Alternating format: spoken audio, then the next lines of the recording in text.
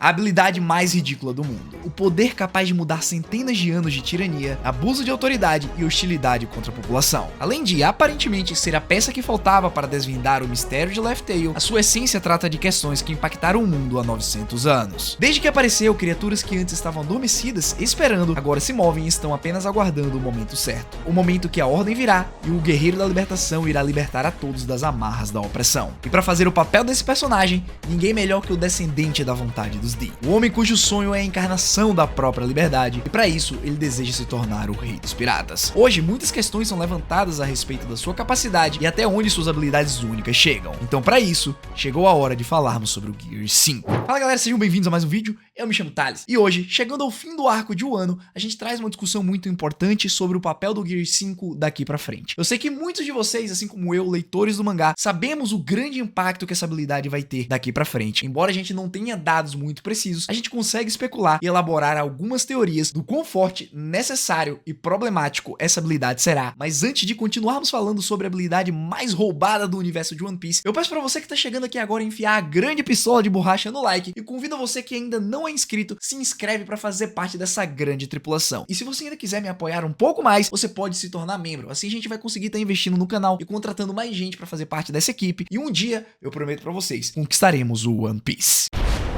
Desde a última vez que o Luffy quase morreu, ele tem estado estranho. E quando eu digo estranho, é porque ele liberou uma grande habilidade. O despertar da sua, então, fruta da borracha se revelou algo ser super poderoso. Algo que os próprios Goroseis afirmaram ser a habilidade mais ridícula do mundo. Nesse momento, Luffy ganhou a capacidade de manipular a realidade à sua volta, praticamente. Esse é o grande despertar da Hito Hito no Mi, modelo Nika. Ou melhor, Deus do Sol Nika. De todas as frutas que foram demonstradas até agora, a gente pode considerar Paramécias, Logias e Zoans. E temos ali no meio Zoans mitológicas. A fruta do Deus do Sol faz parte disso. E graças a realmente ter o nome de uma divindade como ela, os seus poderes fazem jus a de um deus. E agora que a gente começa a analisar algumas questões importantes sobre o Gear 5. Será que ele realmente é extremamente quebrado? Não tem limitação? Qual será a sua grande importância? Vamos nos atentar a esses três tópicos por enquanto e a partir disso a gente vai generalizando. Ao utilizar a sua forma despertada, Luffy começa a emanar os sons que a gente chama de tambores da libertação. Se a gente voltar um pouco lá em Skypiea, a gente já tinha visto um pouco do prelúdio de como seriam esses batuques impactantes, e é lá que a gente percebe o quão importante isso é culturalmente para o povo dos céus. Só que não para por aí. Essas batidas super aceleradas do coração do protagonista que faz com que ele obtenha essa forma monstruosamente poderosa, ativou um certo colega da gente, o grande elefante, aquele que carrega Zou nas costas, Zunisha. No momento em que o Luffy está prestes a despertar, Zunisha chega perto de Wano e diz com a voz emocionada que Joy Boy finalmente retornou. Então a partir desse momento a gente começa a vincular a história atual do que aconteceu há 900 anos durante o século perdido. E a partir disso, pessoas começam a elaborar diversas teorias de quem seria o primeiro Joy Boy, associando então a tradução literal, o garoto da alegria, como se fosse um título, aquele portador da fruta de Nika e aquela pessoa que consegue despertá-la. Agora que já temos um pouquinho de noção do quão importante historicamente e pro futuro da obra essa fruta é, vamos falar um pouco sobre os seus poderes. Durante a luta contra a criatura mais forte do mundo, Luffy demonstrou ser superior em diversos aspectos. Mesmo o Kaido estando cansado depois de lutar contra várias pessoas, ele ainda assim foi pego desprevenido pela capacidade da fruta de conseguir moldar o mundo à sua volta de acordo com os poderes da imaginação do Chapéu de Palha. E a partir disso a gente teve cenas absurdas que jamais esperaríamos ver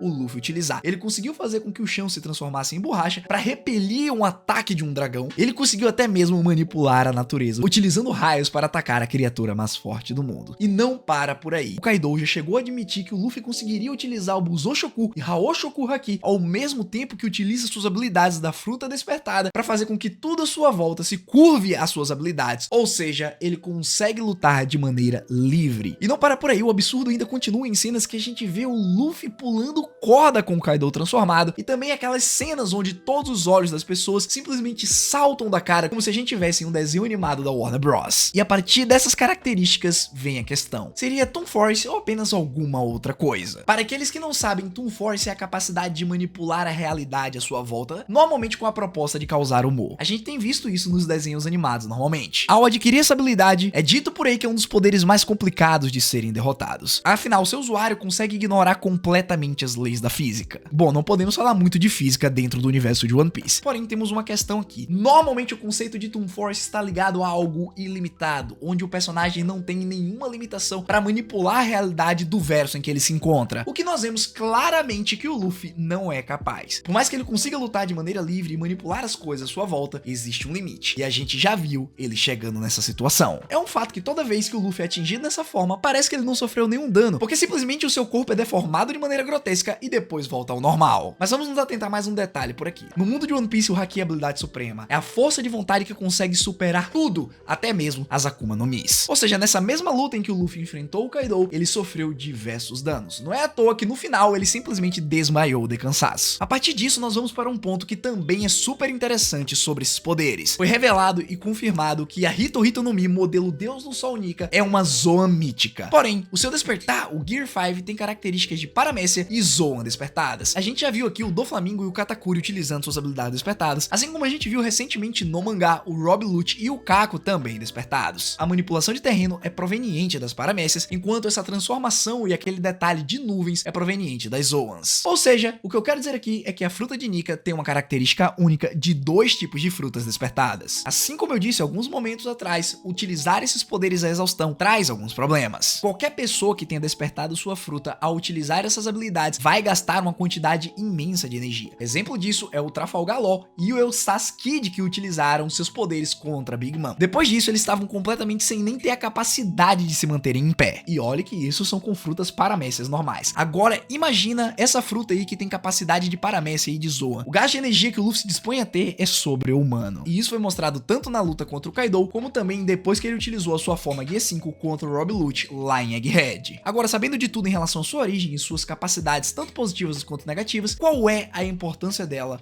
para One Piece? Sabemos que quando o Roger fez a sua última jornada e chegou em Laugh Tale, ele riu bastante. Porém, o Rei dos Piratas afirmou que chegou muito cedo e graças a isso, na sua execução, ele iniciou a grande era dos piratas. Já naquele momento, o Roger sabia que era necessário alguma característica especial para desvendar os mistérios do mundo e poder liberar o verdadeiro One Piece. Então, fazer com que milhares e milhares de pessoas se tornassem piratas e fossem em busca do seu tesouro, ele tinha a certeza que alguém ali no meio iria encontrar essa característica especial, que hoje sabemos que é o despertar da fruta de Nika. E como é que a gente chega nessa conclusão? Primeiro, a gente tem Zunisha chegando em um ano dizendo que Joy Boy retornou. Depois, no final do arco, temos Shanks dizendo que finalmente chegou a hora deles irem atrás do One Piece. Por que será que o todo-poderoso Yonkou Akagami no Shanks esperou até agora? Assim como o Roger, ele também sabia que era necessário uma chave especial para fazer com que a viagem até Laugh Tale não fosse desperdiçada. E agora que o ano foi libertada, Ryokugyu saiu correndo com o rabo entre as pernas e Luffy simplesmente libertou os sons dos tambores da libertação. Shanks agora pode começar a se mover. Ele tem tudo que é necessário para ir atrás dos Rhodes Poneglyphs e finalmente chegar em Laugh Tale para desvendar o então mistério do tesouro final. Mas um grande indício que o Gear 5 é realmente essa chave que todos procuravam é que agora, lá em Egghead, no momento em que o Luffy utiliza o seu despertar para segurar o Kizaru, novamente os tambores da libertação começam a ser emanados. Nessa hora, um robô gigante que já estava desativado desde o século perdido volta a funcionar. Olha os olhinhos ali amarelos sendo ligados. Tudo bem que o Oda deixou a gente de escanteio com essa curiosidade para saber o que vai acontecer, mas sim, deixou de ser uma teoria para se tornar um fato. A fonte de energia necessária para fazer com que alguns mecanismos do século perdidos funcionem é o Gear 5. Ou seja, utilizando o poder de uma entidade do sol, Luffy será capaz de chegar em Laugh Tale